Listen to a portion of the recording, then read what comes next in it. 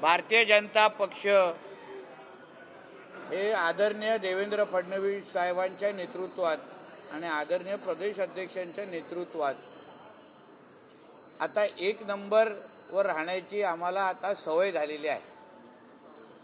एक नंबर आणि भारतीय जनता पक्ष हा फेविकॉलचा मजबूत जोड आहे आणि म्हणून लोकसभा, विधानसभा, नगरपालिका आणि आता जिल्हा परिषद, पंचायत समिती या सगळ्या निवडणुकींमध्ये महाराष्ट्राच्या जनतेचा जो विश्वास आमच्या आदरणीय मुख्यमंत्रींवर आहे तो वारंवार ह्या निवडणुकीच्या निकालातून स्पष्ट होतोय। कोकण हा भारतीय जनता पक्ष आणि महायुतीचा बालेकिल्ला आहे। सिंधुदुर्गामध्ये आमची स्ट्राईक रेट ही 90%च्या जवळपास आहे।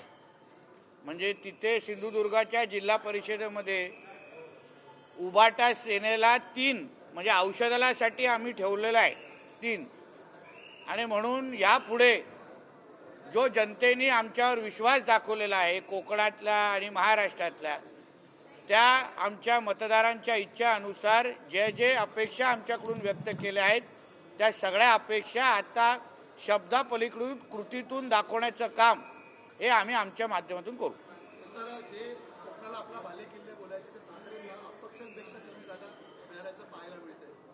ओ कुठे अपक्षांपेक्षा कमी जागा, मुंबईमध्ये MIMला त्यांच्यापेक्षा जास्त जागा। म्हणजे ठाकरेंच्या द्वेषाच्या राजकारणाला, विकासाच्या विरोधी राजकारणाला आणि हिंदुत्वाच्या विरोधी राजकारणाला मतदारांनी सपशेल ठोकर मारलेली आहे, नाकारलेलं हे सरळ स्पष्ट झालेलं आहे।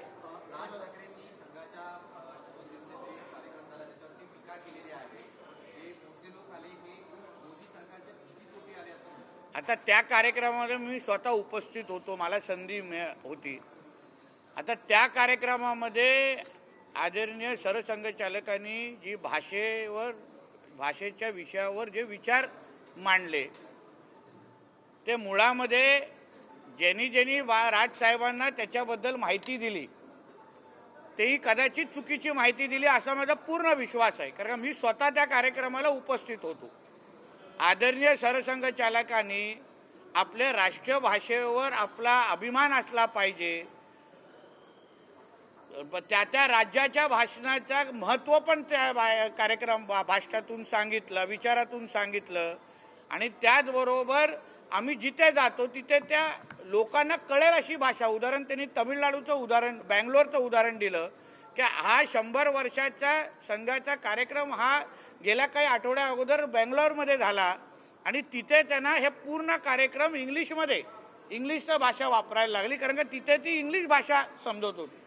आणि म्हणून कुठेही जे काही त्यांच्या ट्विटमध्ये त्यांनी उल्लेख केलेला आहे, कदाचित आता हे अशा पद्धतीचं ट्विट सरसंघचालकांना लिहून स्वतःची हिंमत दाखवण्याचा कार्यक्रम हे करू शकतात, पण जसं मी वारंवार बोलतो कधी अशा पद्धतीचं ट्विट कधी कुठल्या मदरसामध्ये बसलेला मौलवीला सांगत नाही की उद्याची अजान जरा मराठीमध्ये देण्याची हिंमत कर, कधी मालेगावमध्ये जाऊन सांगत नाही, कधी मुंब्रामध्ये सांगत नाही जिथे ती कैसा हराया बोलत होती, हिंदीमध्ये बोलली ना, तर कसं हरवलं हा का बोलायची ट्विट केलं नाही।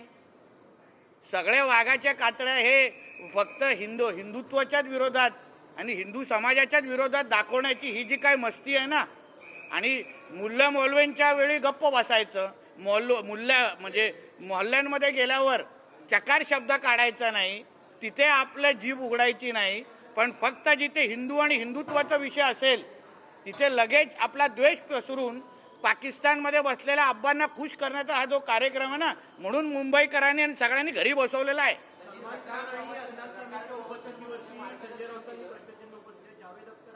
अरे सलमान खान उद्धव ठाकरेपेक्षा जास्त हिंदू आहे, कळलं ना। उद्धव ठाकरेला आता तपासायची गरज आहे तो खरंच हिंदू राहिला आहे का। सलमान खाननी किमान तिथे उपस्थित राहण्याची हिंमत तरी दाखवली, पण उद्धव ठाकरे कधी राहुल गांधीच्या समोर कधी स्वतःच्या वडिलांना हिंदू हृदय सम्राट बोलण्याची तरी हिंमत दाखवेल का? हे जरा उद्धव ठाकरेला विचारा कधीतरी, त्या संजय राजाराम राऊतला विचारा, तो त्याच्यापेक्षा जास्त हिंदू निघाला सलमान खान। अरे बाबा चल ना बाबा, काय बोला? अहो रटाळ प्रवचन आहे ना, त्याच्या चुलत भावाचं आहे उद्धव ठाकरेचं करीत तो तिथे वर रटाळ प्रवचनचं उत्तम उदाहरण किंवा रटाळ प्रवचनामध्ये PhD उद्धव ठाकरेंनी केलेली आहे. थोडा राजसाहेब थोडा वेळेत उठून अगर त्या कार्यक्रमात त्या सकाळी आले असते ना, तर मला विश्वास आहे योग्य दिशा त्यांना पक्ष चालवण्यासाठी आणि बाळासाहेबांचे खरे विचार हिंदुत्वाचे काय होते त्याच्यावर परत एकदा शिक्कामोर्तब आदरणीय सरसंघचालकांनी त्या कार्यक्रमाच्या निमित्ताने केलेला आहे. म्हणून रटाळ बोलण्यापेक्षा थोडं जरा बौद्धिक मार्गदर्शन घेतलं असतं तर एवढे सगळे लोक सोडून गेले नसते. आणि मग शेवटचा प्रश्न घेणार आणि जाणार.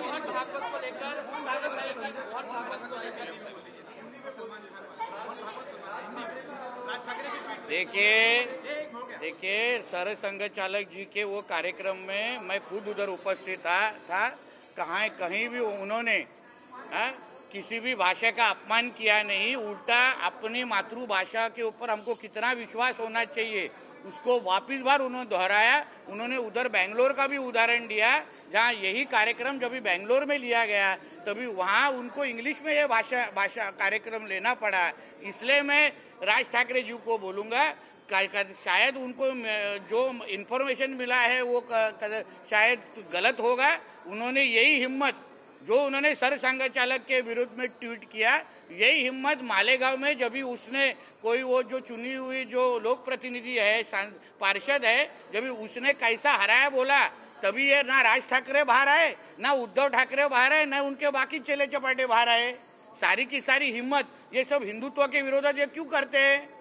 कभी हिम्मत मालेगांव में जाके करो, मुमरा में जाके करो.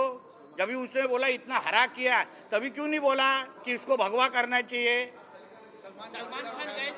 सलमान खान उद्धव ठाकरे से ज़्यादा हिंदू है ऐसा मानता हूँ मैं, क्योंकि उसने हिम्मत तो दिखाई RSS के कार्यक्रम में आके उन्होंने उधर बैठने की हिम्मत तो दिखाई.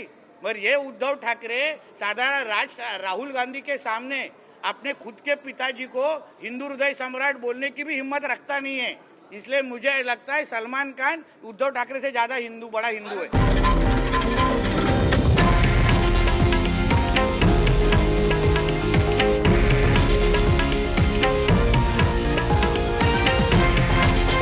हे आहे देशातील नंबर 1 न्यूज नेटवर्क आणि आपण पाहत आहात TV9 मराठी, एकमेव.